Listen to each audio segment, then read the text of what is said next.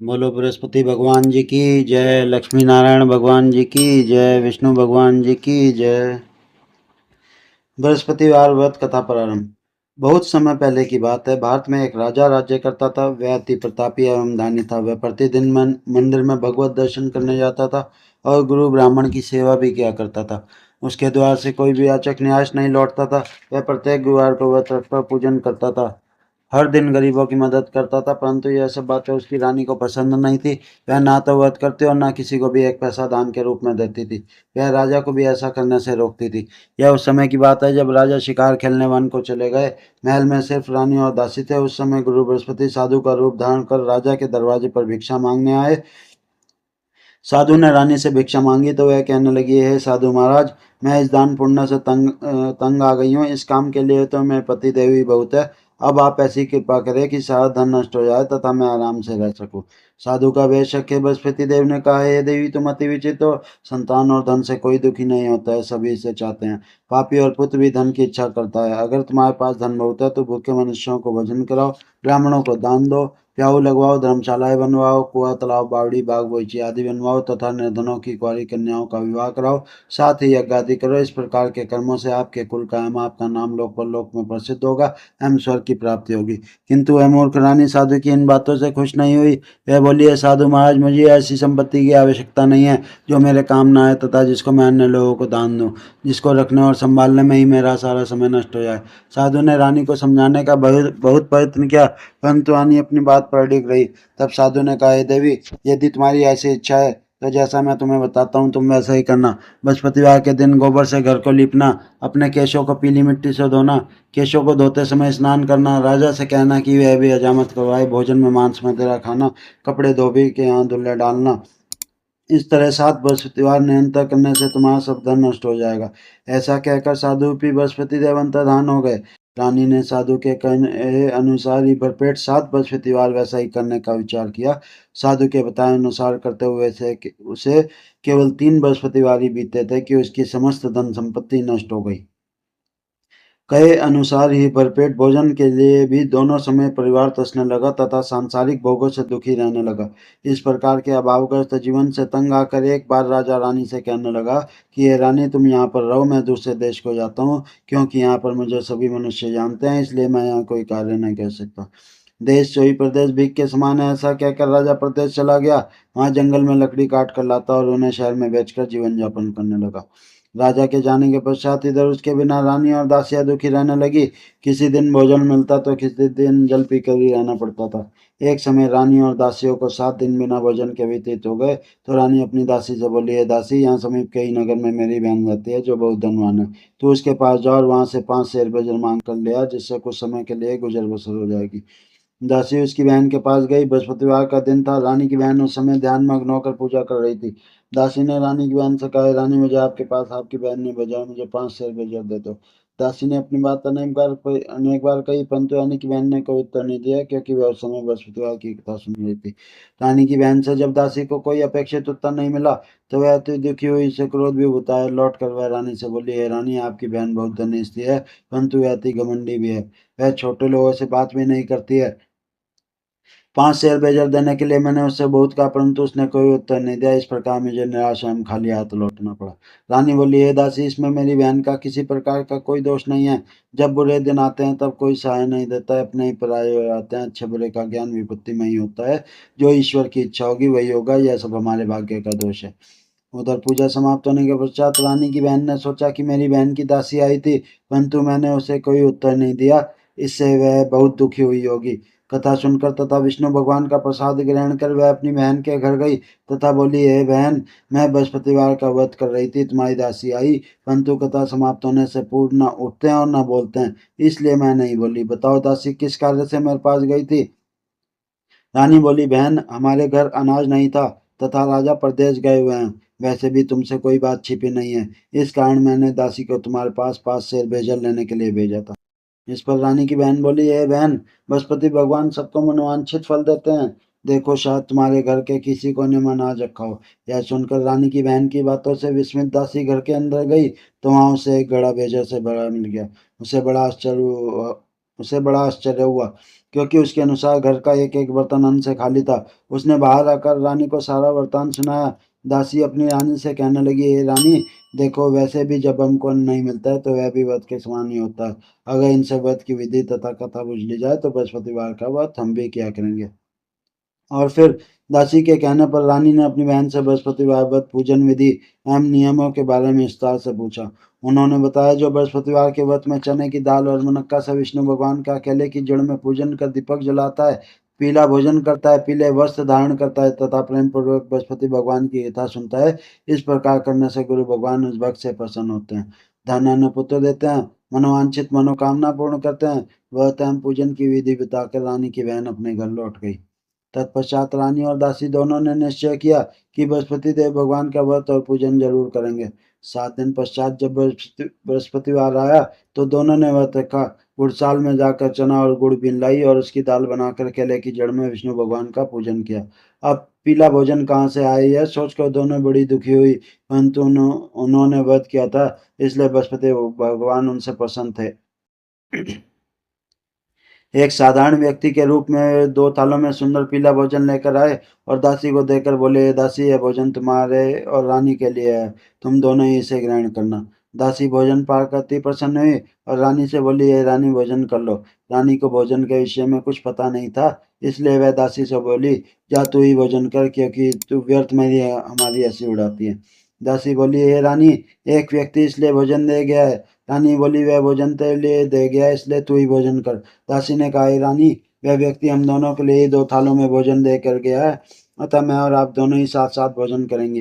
दोनों ने गुरु भगवान को धन्यवाद एवं नमस्कार कर भोजन प्रारंभ किया। उसके बाद से दोनों प्रत्येक बृहस्पतिवार को गुरु भगवान का व्रत और पूजन करने लगी। बृहस्पति भगवान की कृपा से उन दोनों की भोजन एवं धन की कमी दूर हो गई, परंतु रानी फिर पुनः पहली प्रकार लस्य करने लगी। तब दासी ने कहा, हे रानी, आप पहले भी इस प्रकार आलस्य करती थी, आपको धन संभालने एवं दान देने में कष्ट होता था, इसी कारण सभी धन नष्ट हो गया और हमारी ऐसी दुर्दशा हो गई। अब गुरु भगवान की कृपा से धन मिला है तो आपको फिर आलस्य हो रहा है। बड़े कष्ट के बाद आपने यह धन पाया, इसलिए आपको दान पुण्य करना चाहिए। भूखे मनुष्यों को भोजन कराओ, ब्राह्मणों को दान दो, प्याऊ लगवाओ, कुआं तालाब बावड़ी आदि का निर्माण कराओ, कुंवारी कन्याओं का विवाह कराओ, मंदिर पाठशाला बनवा कर दान दो, धन को शुभ कार्यों में खर्च करो, जिससे आपके कुल का सम्मान बढ़े तथा आपको स्वर्ग प्राप्त हो एवं आपके पितृ प्रसन्न हो।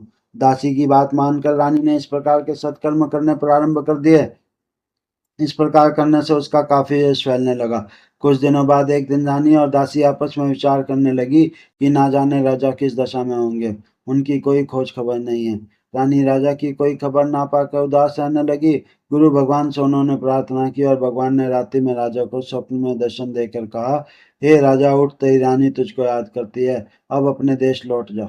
राजा प्रातःकाल उठा। वह सोचने लगा, मैं किस प्रकार रानी के पास खाली हाथ जाऊंगा, मेरे पास तो कुछ भी नहीं है। स्त्री जाति खाने और पहनने की ही साथी होती है। पर प्रभु की आज्ञा मानकर वह अपने नगर को चलने को तैयार हुआ। प्रदेश में राजा बहुत दुखी रहने लगा।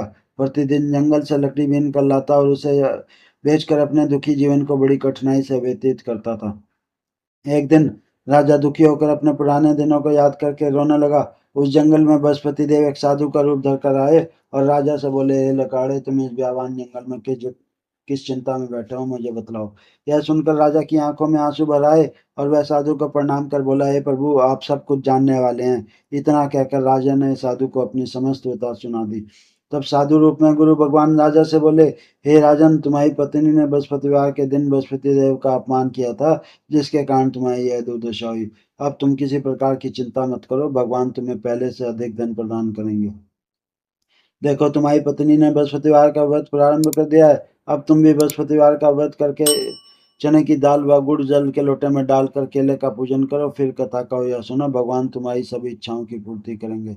साधु के वचन सुनकर राजा बोला, हे प्रभु, मुझे लकड़ी बेचने के पश्चात इतना पैसा भी नहीं बचता है कि भोजन के उपरांत कुछ भी बचा सकूं। मैंने रात्रि में अपनी रानी को व्याकुल एवं व्यथित देखा है। मेरे पास कोई साधन नहीं है जिससे उसका समाचार भी जान सकूं। इसके अतिरिक्त मैं बृहस्पति देव की कथा भी नहीं जानता हूँ, जिसे कहे या सुनकर मैं व्रत धारण कर बृहस्पति देव भगवान का पूजन कर सकूं।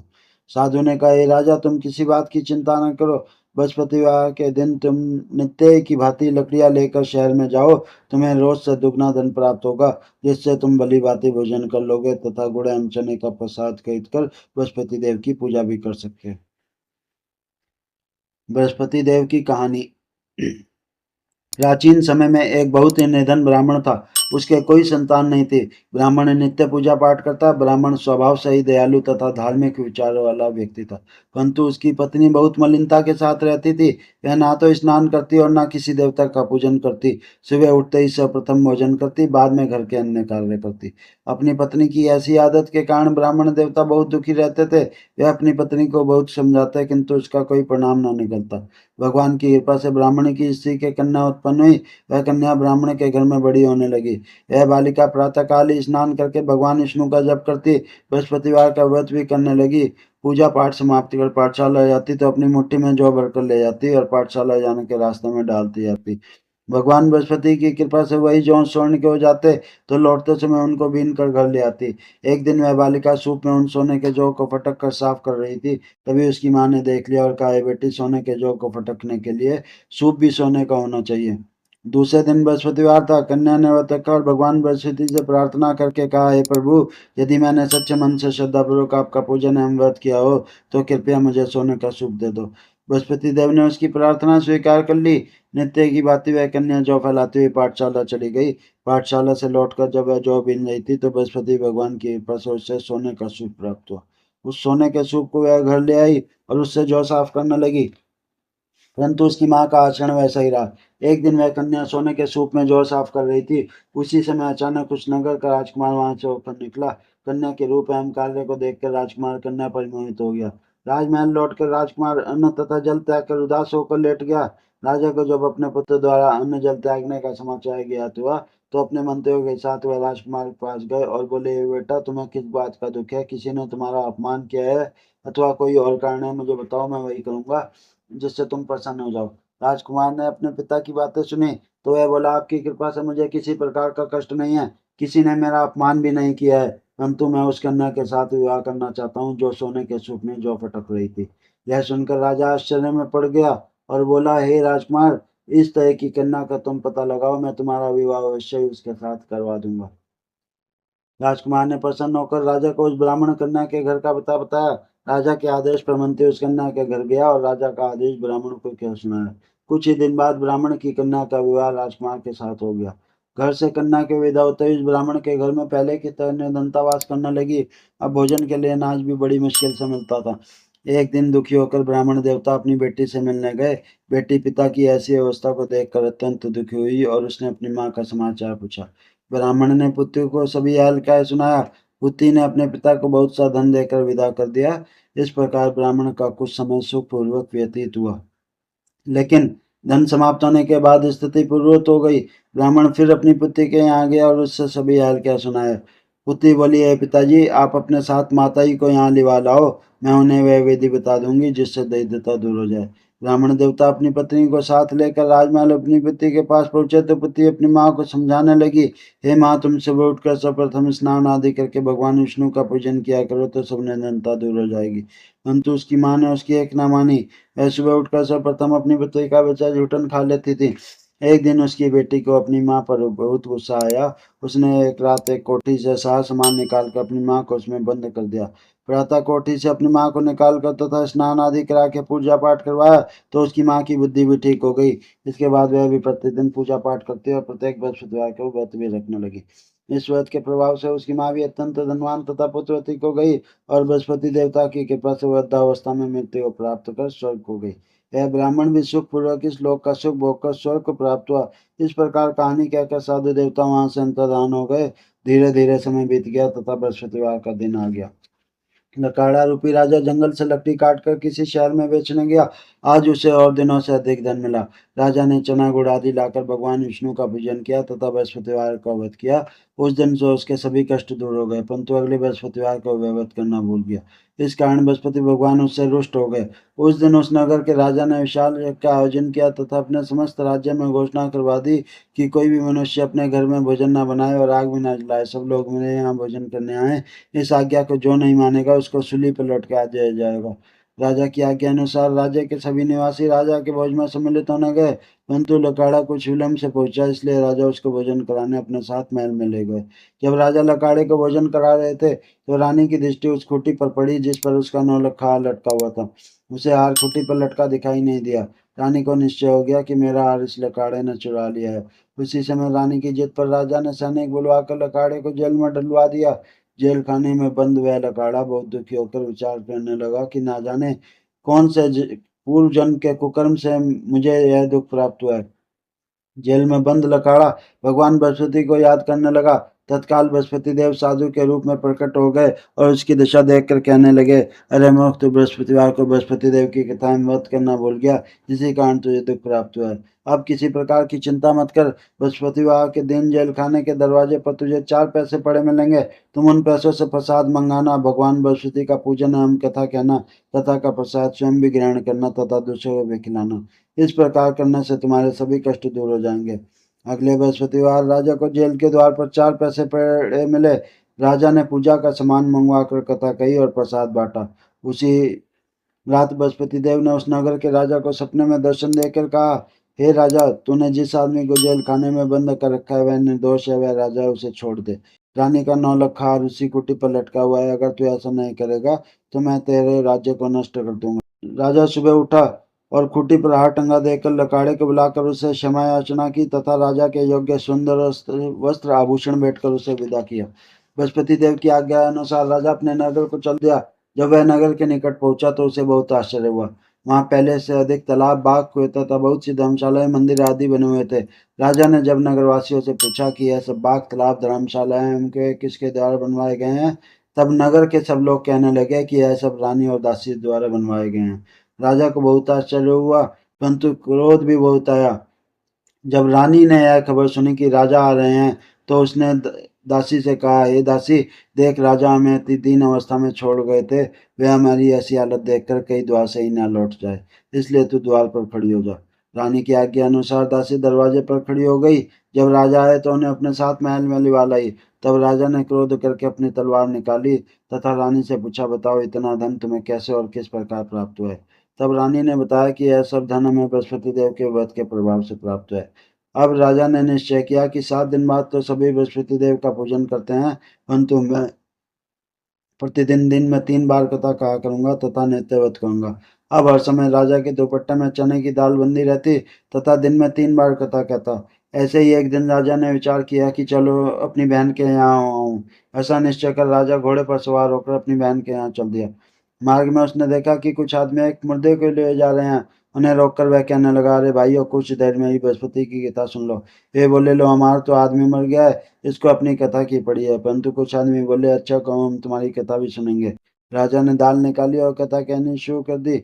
जब कथा आदि हो गई तो मुर्दा हिलने लगा और जब कथा समाप्त हुई तो राम राम कहकर वह मुर्दा खड़ा हो गया। राजा आगे चला, उससे चलते चलते शाम हो गई। आगे मार्ग में उससे किसान खेत में हल चलाता मिला। राजा उससे बोला, अरे भैया, तुम मैं ही बृहस्पतिवार की कथा सुन लो। किसान बोला, जब तक मैं तेरी कथा सुनूंगा तब तक 4 रैया जोत लूंगा। जाओ भैया, कथा किसी और को सुनाना। राजा आगे चलने लगा। राजा के हटते ही किसान के बैल पछाड़ खा कर गिर गए और किसान के पेट में बहुत तेज दर्द होने लगा। उसी समय किसान की माँ रोटी लेकर आई। उसने जब यह देखा तो अपने पुत्र से सारा हाल पूछा। बेटे ने सारा हाल बता दिया। किसान की माँ दौड़ी दौड़ी घोड़े पर सवार राजा के पास गई और उससे बोली, मैं तेरी कथा सुनूंगी तो अपने कथा मेरे खेत पर ही चल कर कहना। राजा ने लौटकर किसान के खेत पर जाकर कथा कही, जिसे सुनते ही बैल खड़े हो गए और किसान के पेट का दर्द भी बंद हो गया। और फिर राजा अपनी बहन के घर पहुंच गया। बहन ने भाई की खूब आवभगत की। दूसरे दिन सुबह राजा जागा तो उसने देखा कि सब लोग भोजन कर रहे हैं। राजा ने जब अपनी बहन से पूछा कि कोई ऐसा मनुष्य है जो मेरी बृहस्पतिवार की कथा का श्रवण कर ले, तो बहन बोली, हे भैया, यह देश ऐसा ही है। यहाँ के लोग पहले भोजन करते हैं, बाद में कोई अन्य काम करते हैं। अगर पड़ोस में कोई हो तो दिखाती हूँ। ऐसा कहकर बहन चली गई, परंतु उससे कोई भी व्यक्ति ऐसा नहीं मिला जिसने भोजन न किया हो। वह एक कुमार के घर गई जिसका लड़का बीमार था। उसे यह भी पता चला कि उसके यहाँ 3 दिन से किसी ने भी भोजन नहीं किया है। राजा की बहन ने अपने भाई की कथा सुनने के लिए कुमार से आग्रह किया तो वह तैयार हो गया। राजा ने जाकर बृहस्पतिवार की कथा कही, जिसको सुनकर कुमार का लड़का ठीक हो गया। अब तो राजा की हर ओर प्रशंसा होने लगी। कुछ दिन बाद एक दिन राजा ने अपनी बहन से कहा, हे बहन, मैं अपने घर जाऊंगा, तुम भी तैयार हो जाओ। राजा की बहन ने अपनी सास से अपने भाई के साथ जाने की आज्ञा मांगी। सास बोली, चली जा, परंतु अपने लड़कों को यहीं छोड़ जाना, क्योंकि तेरे भाई के कोई संतान नहीं होती है। बहन ने भाई से कहा, भैया मैं तो चलूंगी, परंतु कोई बालक नहीं जाएगा। राजा ने कहा, जब कोई बालक साथ नहीं चलेगा तब तुम ही क्या करोगी। दुखी मन से राजा अपने नगर को लौट आया। राजा अपनी रानी से बोला, हम निर्वंशी हैं, हमारा मुंह देखने का भी धन नहीं है। वह उदास होकर बिना भोजन किए शैया पर लेट गया। रानी बोली, हे प्रभु, भगवान बृहस्पति ने हमें सब कुछ दिया है, वे हमें संतान भी अवश्य देंगे। उसी रात बृहस्पति देव ने राजा को स्वप्न में दर्शन देकर कहा, हे राजा, उठ, सभी सोच त्याग दे, तेरी रानी गर्भवती है। राजा को यह जानकर अति प्रसन्नता हुई। 9वें महीने रानी के गर्भ से एक सुंदर पुत्र रूपी रत्न पैदा हुआ। तब राजा बोला, हे रानी, स्त्री बिना भोजन के रह सकती है, परंतु बिना कहीं नहीं रह सकती है। जब मेरी बहन आए तुम उससे कुछ मत कहना। रानी ने हाँ कर दिया, और जब राजा की बहन ने यह शुभ समाचार सुना तो वह अति प्रसन्न हुई तथा बधाई लेकर अपने भाई के यहाँ आई। तभी रानी ने कहा, घोड़ा चढ़कर नहीं आई, गधा चढ़ी आई। राजा की बहन बोली, भाई मैं इस प्रकार ना कहती तो तुम्हें औलाद कैसे मिलती। भगवान बृहस्पति ऐसे ही हैं, जैसी जिसके मन में कामनाएं हैं, सभी को पूर्ण कर मनोवांछित फल देते हैं। जो श्रद्धापूर्वक बृहस्पतिवार का व्रत करता है, कथा पढ़ता है अथवा सुनता है और दूसरों को सुनाता है, बृहस्पति देव उसकी सभी मनोकामना पूर्ण करते हैं। बृहस्पति देव उनकी सदैव रक्षा करते हैं। जो श्रद्धा एवं संपूर्ण आदर भाव से बृहस्पति देव का पूजन एवं सच्चे दिन से व्रत करते हैं, उनकी सभी मनोकामनाएं पूर्ण होती हैं। सच्चे मन एवं हृदय से रानी और राजा ने बृहस्पति देव की कथा का गुणगान किया। उनकी सभी इच्छाएं बृहस्पति देव ने पूरी की। इसलिए सबको कथा कहने अथवा सुनने के बाद भगवान बृहस्पति का प्रसाद ग्रहण करना चाहिए तथा सच्चे मन एवं भावना से भगवान बृहस्पति का मनन करते हुए सदा उनकी जय जयकार करनी चाहिए। इति बृहस्पति व्रत कथा। बोलो बृहस्पति भगवान जी की जय। लक्ष्मी नारायण भगवान जी की